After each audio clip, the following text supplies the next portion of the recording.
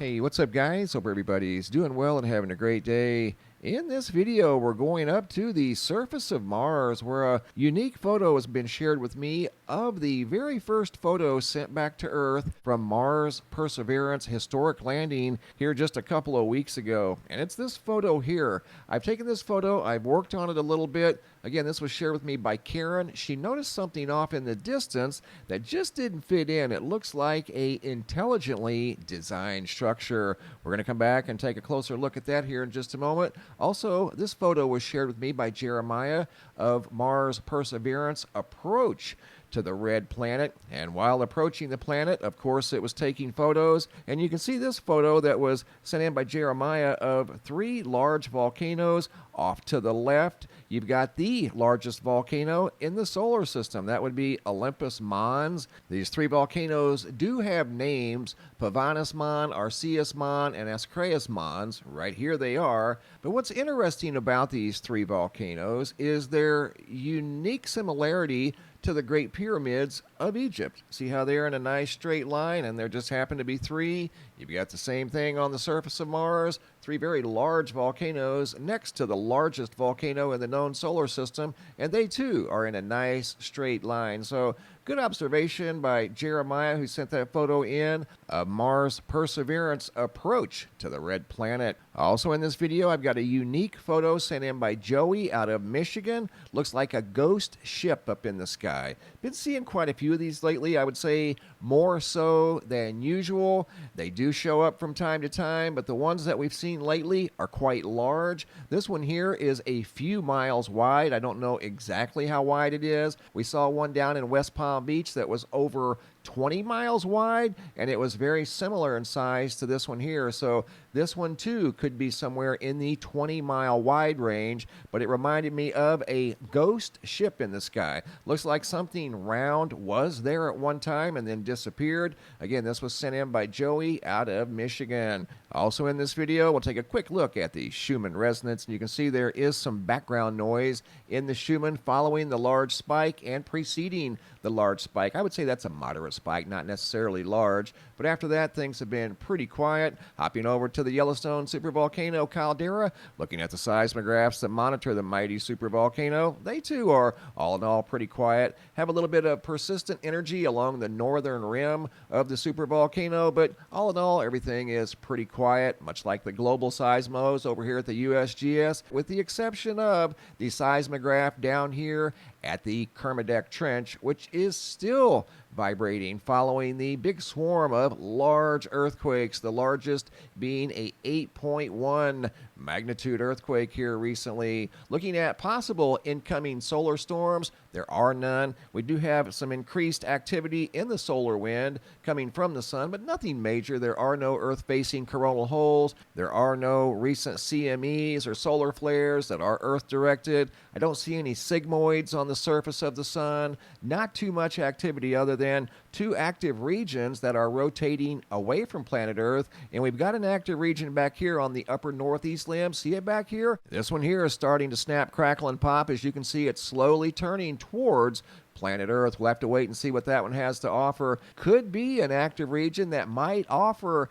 a new solar flare, but all in all, everything right now is really pretty quiet. Hopping over here to spaceweather.com, looking at an article that was here yesterday about the once potentially apocalyptic asteroid that was supposed to impact planet Earth in April of 2029, and not only just in April, but Friday, April 13th of 2029. Well, since then, the models have determined that this large asteroid, which is the size of the Empire State Building, almost as big, it's about 200 feet smaller than the Empire State Building, will not impact planet Earth. But it did make a close approach on March 5th of 2021. An astronomer out of the Czech Republic noticed it flying by right there. He knew where to look to get a close look at this thing. However, in 2029, this large asteroid will zip through the geosynchronous orbit of satellites that are orbiting planet Earth, which is pretty close, about 15, maybe 16,000 miles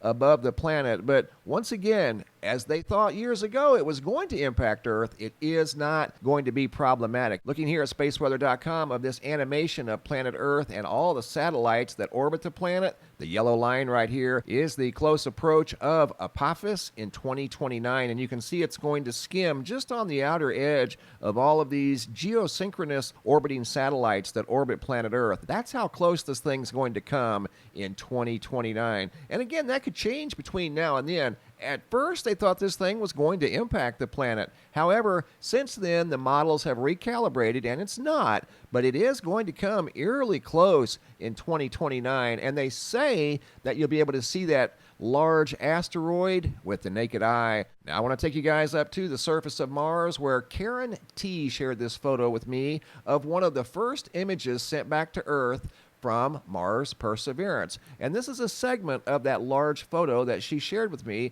and this is way off in the distance, and she noticed this object here looks to be fairly good size, and it also looks to be very much out of place, and I totally agree. So what I did, I took the original photo that she shared with me, and her perception of this, she said it looked like a truck. And it does, but I kind of doubt that there would be a truck sitting on the surface of Mars, but I suppose stranger things have happened. But looking at this thing, the first impression you get, you can see what looks like a wheel here. This looks like the bed of the truck. This looks like the cab of the truck. That looks like headlights, and that could be perceived as the driver's side door with a window, and it does look like maybe it's got the top kind of dented in a little bit, but it does look like the side view of a pickup truck. So what I did, I took the photo that Karen shared with me, did a little bit of work to it. I didn't alter it. I just made some modifications. Here's the original that Karen shared with me from the surface of Mars. Here I just made some modifications. I made it a little clearer, a little more crisp, and you can definitely see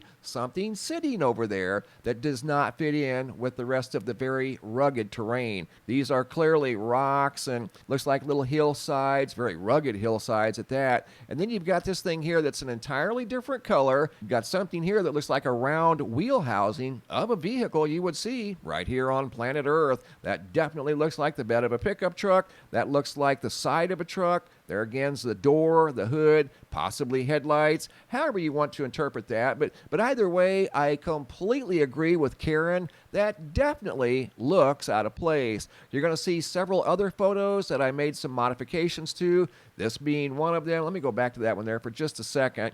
This one here is in a different format that gives a much clearer view of the object, whatever it is. And I have to agree, it looks like it was of intelligent design. This is of intelligent origins, whatever it is. I don't know what a heat shield looks like for one of these rovers that have landed on the red planet. Maybe that's some sort of a heat shield that detached from one of the rovers that landed on Mars, maybe Perseverance or maybe one of the other ones from years ago. Here it is in a negative format. Light is dark and dark is light.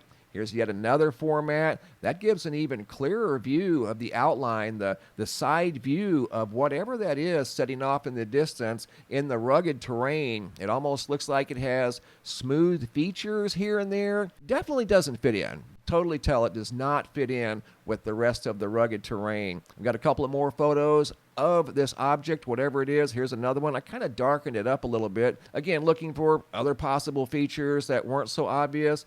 This one here I think turned out about the best. You can clearly see what looks like some sort of a metal, maybe even a metal alloy or a metallic object sitting off in the distance that does have certain shapes to it that don't fit in with the rest of this very rugged terrain. This one here I thought turned out about the best, but that was shared with me by Karen T. from one of the first photos sent back to planet Earth from Mars Perseverance that landed here just a few days ago. She saw that off in the distance that definitely looks out of place. Thanks for sharing, Karen, and I want to thank all you guys for the wonderful photos. Keep them coming. If you guys have any photos you'd like to share, you can send those to reports at MrMBB333.com. All of the photos end up here at the Sky Phenomena Photo Gallery at the website, and sometimes I'll use them in a video just like you saw right here. Thanks for watching. Have a super day and be safe out there.